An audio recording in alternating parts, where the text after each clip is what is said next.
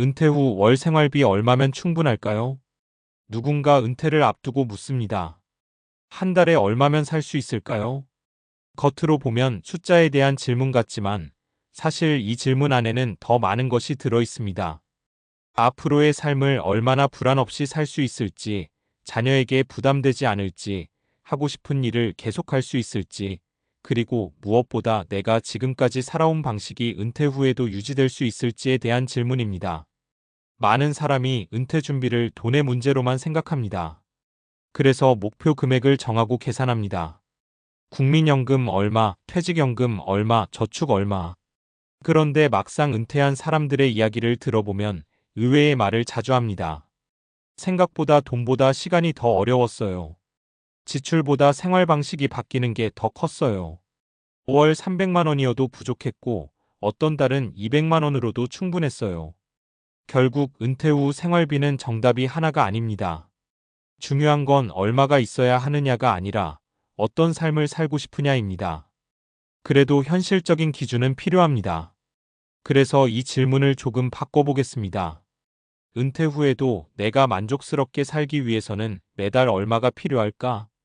이 관점으로 이야기를 시작해 보겠습니다. 은퇴 후 생활비, 생각보다 지출 구조가 완전히 달라집니다. 직장 생활을 할 때는 돈이 꽤 많은 곳으로 흘러갑니다. 출퇴근 비용, 점심값, 회식, 옷값, 아이 교육비, 사회적 관계 유지비. 그런데 은퇴 후에는 이런 비용이 줄어듭니다. 대신 늘어나는 것이 있습니다. 의료비, 여가 취미 비용, 여행 비용, 주거 유지비, 예상하지 못한 돌발 지출. 그래서 단순히 현재 월급의 몇 퍼센트로 계산하면 실제와 다를 수 있습니다. 오히려 현재 생활비를 항목별로 나누는 것이 더 현실적입니다. 예를 들어 부부 기준으로 보면 최소 생활형 월 18만 230만 원, 식비, 공과금, 통신비, 기본 의료비, 소소한 여가, 크게 부족하지 않게 조용히 사는 생활, 안정생활형 월 25만 350만 원, 외식, 취미, 국내 여행, 차량 유지, 의료비 여유. 많은 사람이 실제로 원하는 수준. 여유 생활형 월 400만 원 이상, 정기 여행, 문화생활, 자녀 손주 지원, 취미 확장, 은퇴 후에도 활동적인 삶을 원하는 경우. 여기서 중요한 건 숫자가 아니라 고정비를 얼마나 낮출 수 있느냐입니다. 집이 있는 사람과 월세를 내야 하는 사람은 같은 300만 원이라도 체감이 전혀 다릅니다. 사례 월 500만 원은 있어야 한다고 생각했던 남편. 60세에 퇴직한 김씨 부부 이야기입니다. 퇴직 전 남편은 늘 말했습니다. 최소 월 500만 원은 있어야 살아. 그래서 은퇴 전까지 무조건 저축했습니다. 그런데 막상 은퇴하고 1년이 지나 가계부를 정리해보니 놀라운 결과가 나왔습니다. 실제 평균 생활비는 290만 원. 왜였을까요? 출퇴근이 사라졌고 회식도 없어졌고 정장도 안 샀습니다. 반대로 늘어난 건 병원비와 여행비 정도였습니다. 남편이 웃으며 말했다고 합니다. 내가 돈이 필요한 줄 알았는데 사실은 불안해서 더 필요하다고 생각했더라. 은퇴 준비에서 가장 큰 적은 부족함이 아니라 막연함인 경우가 많습니다. 사례 연금 230만 원인데 오히려 지금이 더 행복한 부부. 반대로 58세에 조기 은퇴한 부부도 있었습니다. 국민연금과 개인연금을 합쳐 월 230만 원. 주변에서는 걱정했습니다. 그걸로 되겠어? 그런데 이 부부는 생활 원칙을 하나 정했습니다. 큰 집 대신 관리 쉬운 집, 자동차 2대1대, 비싼 취미 대신 산책과 독서, 한 달 한 번 여행. 몇 년 후 지인이 물었습니다. 생활비 부족하지 않아요? 아내가 이렇게 답했습니다. 돈보다 시간이 생기니까 소비가 줄더라고요. 재미있는 건 은퇴 후 만족도는 꼭 소비 규모와 비례하지 않는다는 점입니다. 오히려 내 시간과 돈을 내가 결정할 수 있다는 감각이 만족도를 크게 바꾸기도 합니다. 그래서 실제로 어떻게 계산하면 좋을까요? 가장 현실적인 방법은 역산입니다. 1단계. 지금 생활비 적기. 최근 6개월 평균. 예. 식비 80, 주거 70, 교통 40, 보험 30, 여가 50, 기타 50, 총 320만 원. 2단계. 은퇴 후 없어질 비용 빼기. 출퇴근, 교육비, 업무비. 예 마이너스 80만 원. 240만 원. 3단계. 늘어날 비용 더하기. 의료비 20, 취미 30, 목표 생활비 290만 원. 4단계. 연금과 비교하기. 필요 생활비 290만 원. 예상 연금 220만 원. 차이 70만 원. 그러면 필요한 준비는 평생 300만 원이 아니라 월 70만 원을 어떻게 만들까로 바뀝니다. 이 순간부터 은퇴는 훨씬 현실적인 계획이 됩니다. 결국 은퇴 준비의 목표는 돈이 아니라 지속 가능한 일상입니다. 은퇴를 준비할 때 사람들은 종종 숫자에 압도됩니다. 10억 있어야 하나? 15억 있어야 하나? 월 500만 원이면 될까? 하지만 인생은 계산기처럼 움직이지 않습니다. 어떤 사람은 월 250만 원으로도 만족스럽게 살고 어떤 사람은 500만 원이어도 늘 부족하다고 느낍니다. 은퇴 후 삶의 질을 결정하는 건 의외로 이런 것들입니다. 건강, 인간관계, 하루의 리듬, 소비 습관, 하고 싶은 일의 유무. 그래서 은퇴 준비는 통장 잔액을 늘리는 과정이 아니라 앞으로 어떤 하루를 살지 미리 연습하는 과정에 가깝습니다. 그리고 어쩌면 우리가 정말 물어야 하는 질문은 이것일지도 모릅니다. 은퇴 후 월 생활비 얼마면 충분할까요?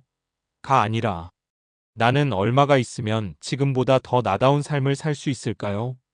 그 답은 평균이 아니라 결국 각자의 삶 속에 있습니다. 그런데 은퇴 후 정말 부족한 건 돈일까요? 아니면 의미일까요?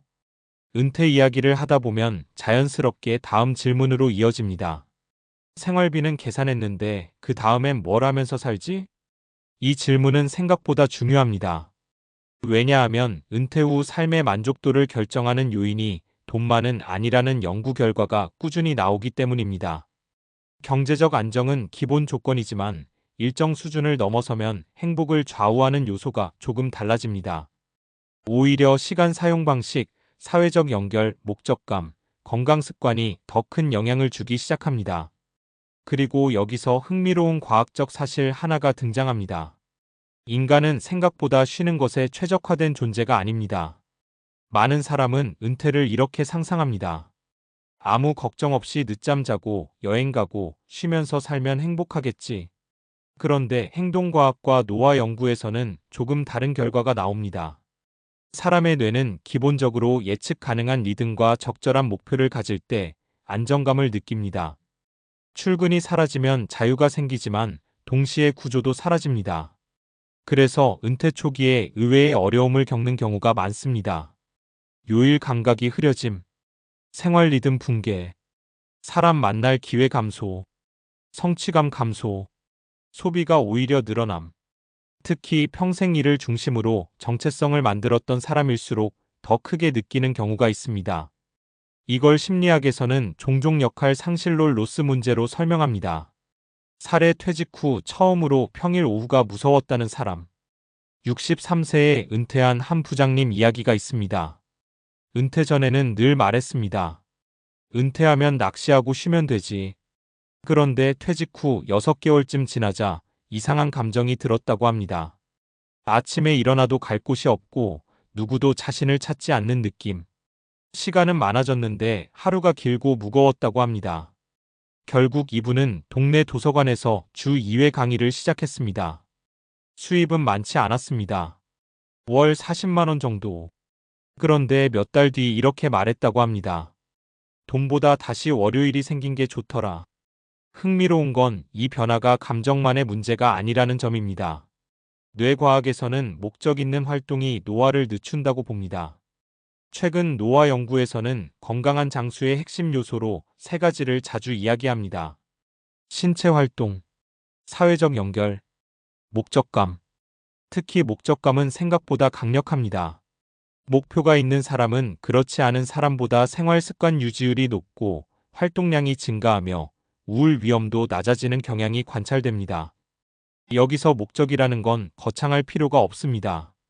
매주 손주 보기, 책 읽기 모임, 작은 텃밭, 봉사, 배우기, 글쓰기, 가벼운 일. 핵심은 누군가에게 필요하다고 느끼는 경험입니다. 그래서 은퇴 준비는 세 개의 통장을 준비하는 일입니다. 많은 사람이 돈 통장만 준비합니다. 하지만 실제로는 세 개가 필요합니다. 첫 번째, 금융 통장. 얼마를 쓸지. 두 번째, 건강 통장. 얼마나 오래 움직일 수 있을지. 세 번째, 관계와 시간 통장. 누구와 무엇을 하며 살지. 재미있는 건 은퇴 만족도가 높은 사람들은 대개 이 세 개를 같이 준비합니다. 돈만 충분해도 무료하고, 건강만 좋아도 불안하고, 사람만 많아도 경제적으로 흔들릴 수 있습니다. 균형이 중요합니다. 그래서 은퇴 준비의 마지막 질문은 이런 형태가 됩니다. 나는 얼마가 필요할까? 에서 나는 어떤 하루를 반복하며 살고 싶은가? 로 바뀝니다. 그리고 이 질문에 답이 생기기 시작하면 신기하게도 생활비 숫자도 점점 선명해집니다. 왜냐하면 사람은 결국 돈을 쓰기 위해 사는 게 아니라 삶을 유지하기 위해 돈을 쓰기 때문입니다.